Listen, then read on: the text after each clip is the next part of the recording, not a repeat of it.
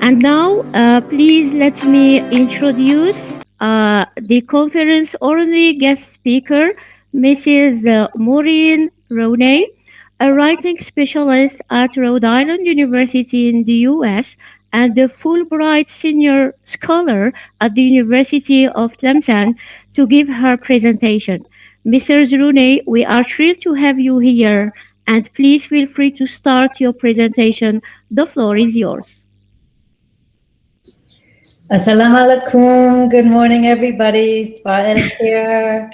That's about all I have for Arabic. Shwiya, shwiya. But I'm trying. Thank you so much for inviting me here, Fatima Zoka. I'm very excited to be a part of this. Thank you again for having me here. I'm excited to be a part of this. I have met with Fatima Zorha. She has been very responsive in helping me hold some workshops at her writing center, one being a Fulbright scholar for people from here going to the United States. And my students have taken advantage of her writing center, and they have absolutely loved the help that they received there. So it is a great thing to have.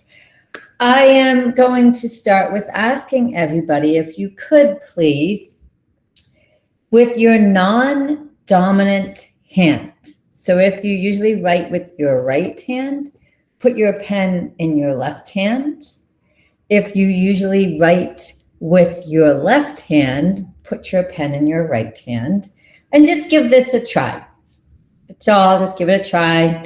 Try writing your name with your left hand. That's what I would be trying to do. Try writing the word experiential. Try writing that full sentence. I am writing with my non-dominant hand. And then try drawing a tree. I'll give you like 30 seconds. This is not a test, nothing. Just setting up our mind for a minute before we jump into all the learning that will happen today. So just give it a try. Write your name like I would try with my left hand. Yes, it is very, very difficult. And that is the whole point of this. As we progress in learning a language and we become more adept at it, it is sometimes easy for us to forget what it feels like to be starting out in it. So this little exercise is really to help us build empathy with our students. Oftentimes our students come to us when they're writing in another language, whether that's French or English or Spanish. I do speak Spanish. I taught it for years. And they apologize. This is what they do. They apologize before submitting their writing. My English isn't good enough. This is probably wrong. I'm afraid of how it will sound. How many of you can just put a little thumbs up next to your name emoji, have heard these? Yeah, we all have. Yep. So writing in another language, as we know, it still uses our brain, but a little bit differently. And what can get frustrating for our students is that their level of Arabic or French, whatever their first couple languages might be, is up here. And then they get to English and they want to write up here, but their English level might be down here. Similar to, we want our handwriting in our non-dominant hand to be as good as it is in our dominant hand, but it doesn't work that way. We would need to practice to be ambidextrous, which is a really hard skill to acquire. So we want to help our students get beyond apologizing and move on to just saying, yeah, I can do this. Part of the problem, though, is that oftentimes as teachers, we obsess over grammar. We reinforce our students' obsession over grammar. So the result of this is that the students stick with writing that is safe, what I would call flat writing or formulaic. It follows a very specific formula instead of trying to be more rhetorical, trying to persuade us, to inform us, to influence us. They can't get to that level if they are always worried about the grammar, grammar, grammar. We don't mean to do this as teachers, but sometimes we do. So our students don't take the risks. How can we address this? Well, here are some simple things. And culture does really play a part in this. To give you background, because I only have a few minutes, I have lived all over, worked all over Mexico, Central Asia, East Asia, and the Pacific region here. And it's always interesting to me to see what is accepted in the writing in different parts of the world and how it is taught compared to the United States. It is not that one is right and one is wrong. Not at all. That is not what I am saying. It's just different writing styles. So for writing in the United States, and this is what I explain to the students, I also work at the University of Rhode Island in the United States as a writing specialist, and I specifically work with international students. They are oftentimes told to be clearer, but we don't, as teachers, explain what does that mean. And this can be a cultural piece as well. In the United States, we like to use the active voice, not the passive. Now, my own children will be very passive and they'll say, oh, the lamp fell and it just broke. Really? Lamps can't just fall, especially when you have 4 boys who are all goofing off. No, somebody hit that lamp. But there's the passive versus the active voice. In the US, in writing, we tend to be very active. Another part that is different is something as simple as the length of sentences or paragraphs and the word count.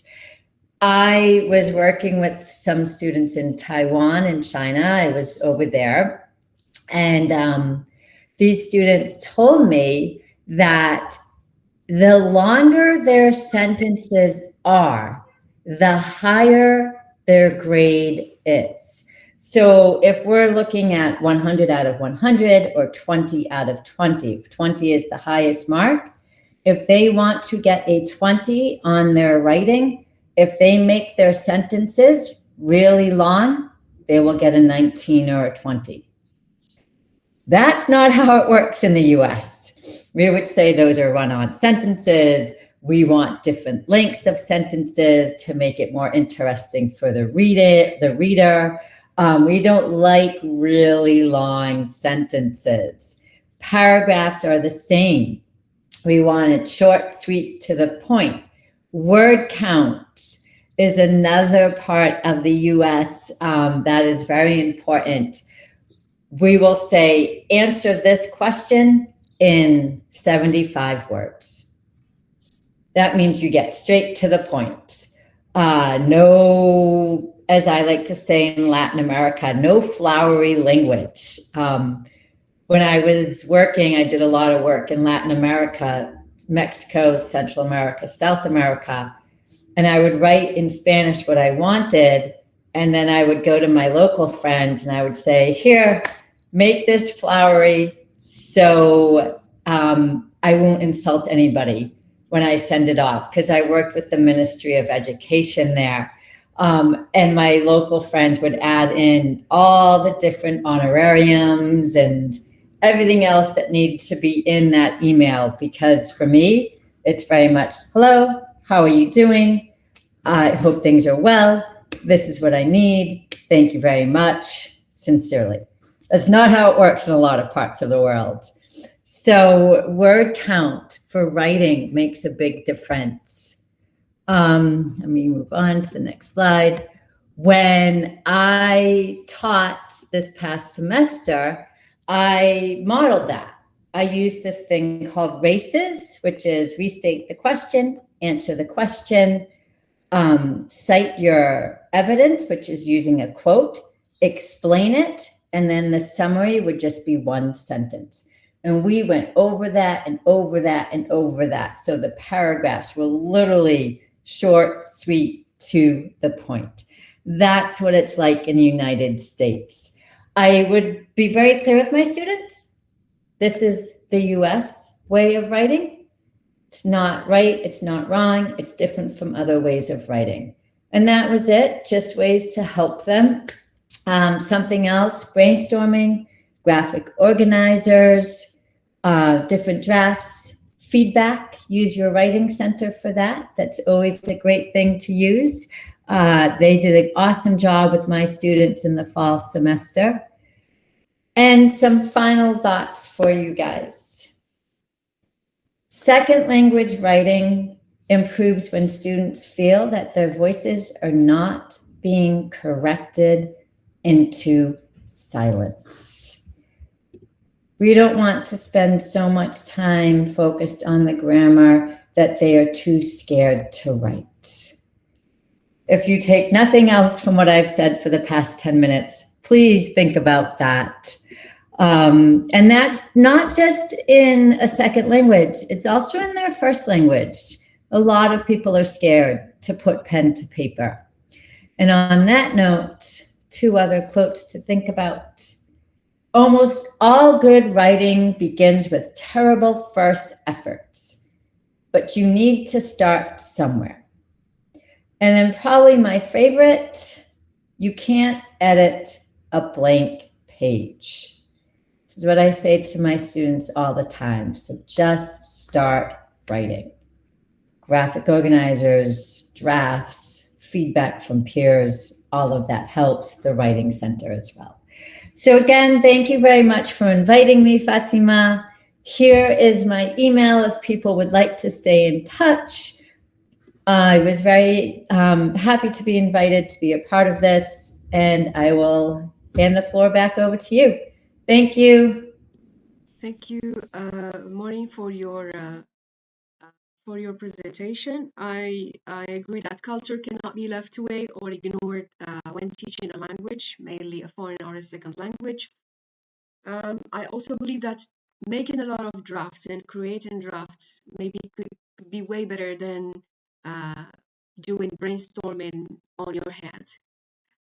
It was nice to have you among us for one year in our department and to be with us online today.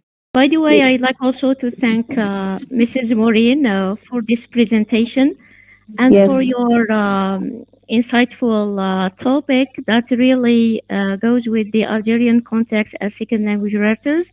And this may have showed your familiarity now with our students and the Algerian context as far as English language learning and teaching is concerned. Thank you so much, Mrs. Maureen. Now we've got almost 10 minutes left to be able to join our keynote session.